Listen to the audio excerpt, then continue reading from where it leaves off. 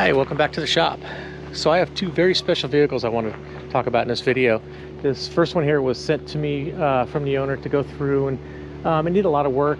Had a lot of issues with it, so I'm almost done. I'm like 99% done with this thing. I just have to do some more work on the fuel injection system as far as tuning it and other than that, it's pretty much done. He sent me this other vehicle because he had a clutch put in. He had some work done to it, and ever since then it just hasn't run right. It's hard to start. It's got some power problems. It doesn't have near the power that it should. It's got kind of a flat spot in the power, so that's something else I've got to work on. But what I want to talk about is we'll start with this. Okay, so this was built in 1972. In 1968, the Pentagon said, hey, we need to come up with a fast attack vehicle. The Jeeps that we're using, they're great, but we've been using that same kind of technology since World War II. And we need to come up with a fast attack vehicle, something we can mount. This thing, some of these were actually had like an anti-tank cannon mounted on them. Some had like set up as an escort vehicle with machine guns mounted on top. It's got part of this gun ring up on top right now. But anyways, there were 10 of these made. It was made by a company called FMC. It's called an FMC XR-311. It's a rear mounted engine. It's a Dodge 360. You can kind of see it in there, I guess. With the transmission over here pointed that way. All-wheel drive, independent torsion bar suspension. It's pretty cool. I haven't taken it off-road, obviously, because it's not mine and I don't want to tear it up. I've done a lot of driving on the street, testing it and working on it. This thing's pretty cool. It's a real neat vehicle. If you watch some of the early videos from the 1972, 73, where the military was testing these things go anywhere. There's video of these things going through 4 foot of snow, just chewing through it, climbing over fallen logs with no problem, going up and down sand dunes, forging water, like 3 foot deep of water. These things are really cool. So there were 10 made. There's only 5 left in the world right now. There's 2 in Japan that run. This one runs. There's one in a museum in Wisconsin, and there's one at a U.S. Army base on a static display. The program was either sold or transferred or whatever to AM General, who eventually made the Humvee. This is the very first prototype in the series that became the Humvee. So this is like the grandfather of all Humvees right here. And there's tens of thousands of Humvees made. They're starting to replace them now. The U.S. Army, I think, just said they're going to retire like 45,000 of them or something like that. And they're coming out with they have the new JLTV that's out, which is pretty cool. Big vehicle, but pretty cool. So anyways, in the interim, right after this was done, so in 1977, Lamborghini partnered with another company and up in Northern California, and they came out with a thing called a Lamborghini Cheetah.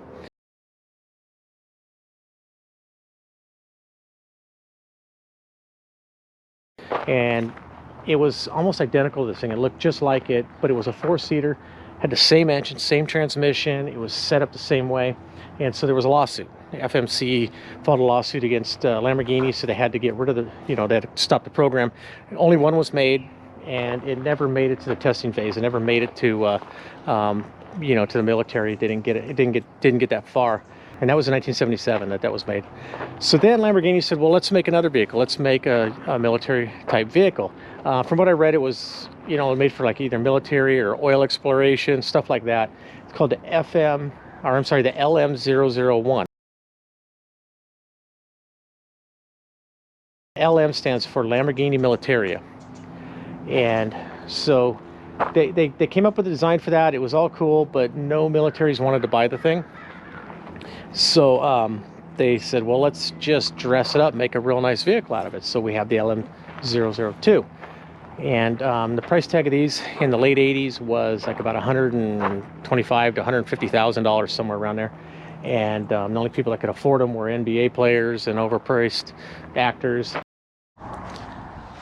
So like 49 of these things were set up to come to the United States and were imported into the United States. And the rest of them, when wherever else they went in the world, I'm not sure where they all went. But the majority of them, I guess, were bought by like Middle Eastern oil guys, Middle Eastern rich guys, that kind of had their own militaries or their own private security firms. And plus just for themselves, because these things were set up like with this. I'll show you the spare tire in a minute. They were set up with a sand tire. They were set up with a air filtration system and stuff like that for that environment, to be able to handle the sand, to be able to handle the heat. The tires are specially made to be able to handle the high heat, the massive power, the heavy weight of this thing. So that they did really good in that environment, and to be sold to those guys. So here's an original tire. This is on here for sand, for traction in the sand. This tire right here today sells for around $5,000. There's a set of 5 on eBay right now for 25,000 bucks. I'm sure, like this vehicle here, most guys are just running, a regular street tire on these things, because it's $25,000 for a set of tires. That's just insane. So like the Cheetah that came out between, before this and after that, the Cheetah, it was, I think the whole body, or most of the body, was fiberglass. This one here, the XR, it's all steel. This thing is all steel. It's pretty heavy. But so kind of like the Cheetah, this thing has a lot of fiberglass. The fenders are fiberglass, the hood's fiberglass. The doors are steel, really heavy doors too. They're really thick steel for a door. Listen to this thing close. I mean, it's just a solid vehicle. It was set up with leather interior, real wood dash, really cool controls. The buttons and stuff are really cool on this thing. It's 5-speed manual trans. It's pretty neat. I just popped the hood. I'll open that up in a second. The back here is kind of like a truck, like back of a truck. This is just an insert. It's just a storage, but you take this out and there's 4 seats back here. So, theoretically you could have 4 buddies in the back here or whatever when you're out off-roading, or whatever. There's a couple latches here in the back you can undo, and this swings down so you can, it makes a ramp so you can climb up into the back. Let me open up the engine bay here. So it has the same engine that the Lamborghini Countach had, back at the same era in the late 80s. It's a V12. This one here is carbureted, so it's got 6 2-barrel carburetors. I know a little bit later on, I'm a little fuzzy on it. I'm not super up on Lambos. They came out with a fuel injection system, but from what I heard, the fuel injection system at the time had a lot of overheating problems, and it wasn't really very reliable.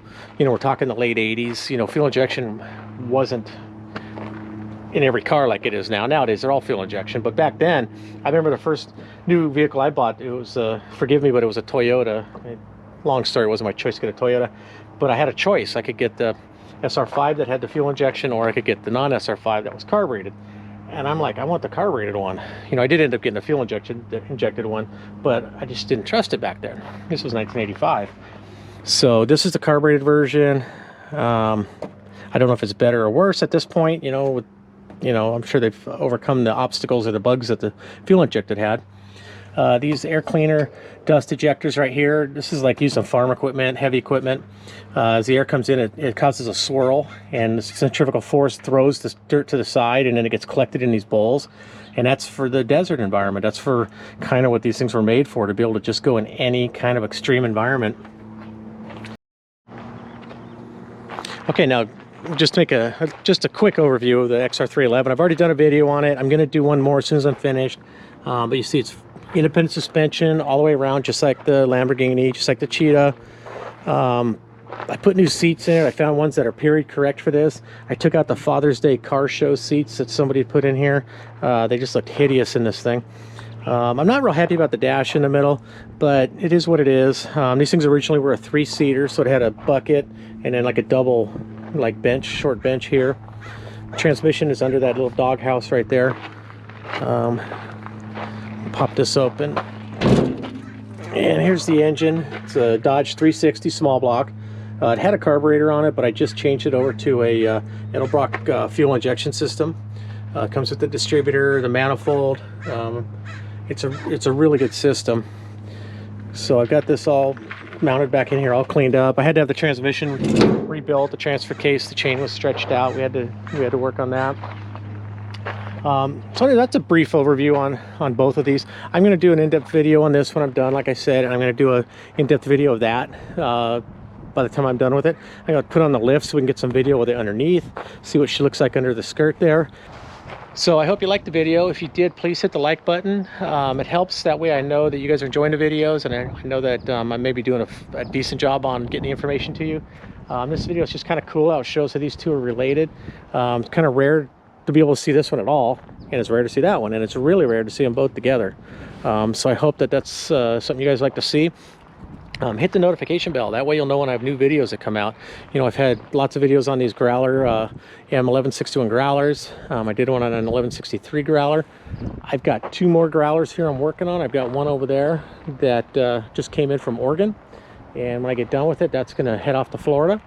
I've got this other one here that's from San Diego. When I get done, it's heading back down to San Diego.